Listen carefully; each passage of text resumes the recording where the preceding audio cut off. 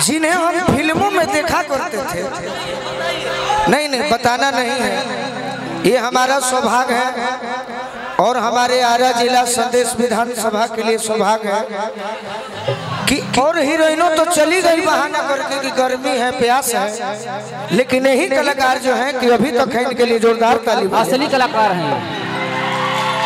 हाँ होता है, जब ये प्यार की बात करते हैं पाखी जी तो हम भी कह देते हैं कि दिल जे बनावल।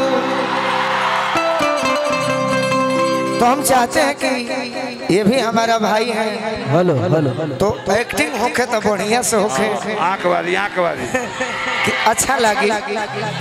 और मैं क्या कहूँ, आप इस मंच पर आई, हम लोग के लिए बड़ी सौभाग्य की बात है। आपको बहुत बहुत दिल से धन्यवाद। लेकिन एक लाइन था जो मजा नहीं आया। मैं जरूर कहूंगी कि इनकी आवाज में कुछ तो कशिश है और बहुत ही सुंदर आवाज है।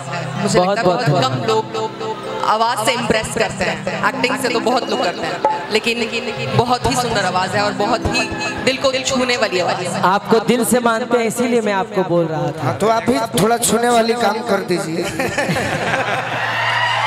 माने acting acting acting acting acting में आइए ना होई तो जो हल्का के हम बस का करबो।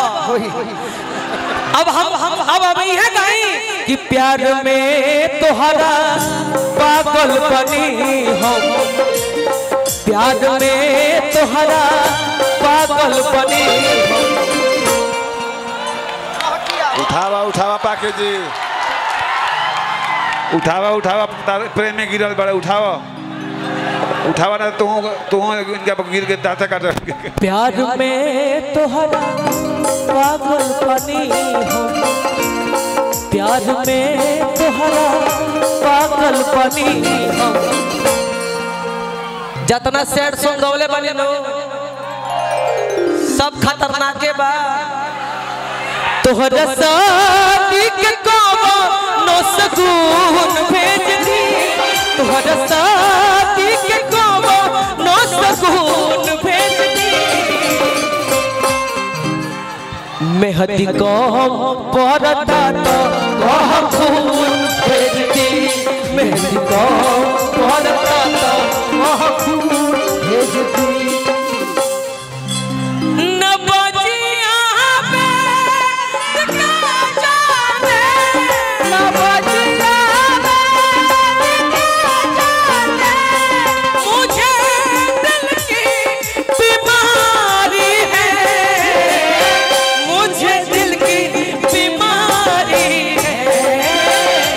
मुझे दिल की बीमारी है, मुझे दिल की बीमारी है, मुझे दिल की।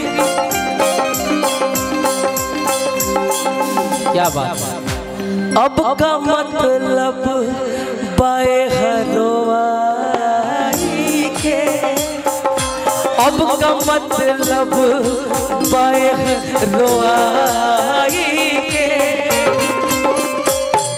एक बार दौड़ के आके हैजा खाता पर सरवा रख दी।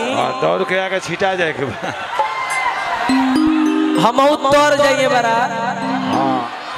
हम तो देख अब का मतलब बाए हरवाई के, अब का मतलब बाए हरवाई के।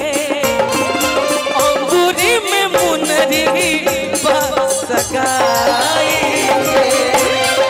अब का मतलब बाए सगाई के। रतन चाचा आप हाथ फैला के रखिएगा हमारे। ये पाखी जी या तो इनके दिल पर अपना सर रख दीजिए तो आपके आप हाथ फैला के रखिए। आप बाकी है नहीं, आप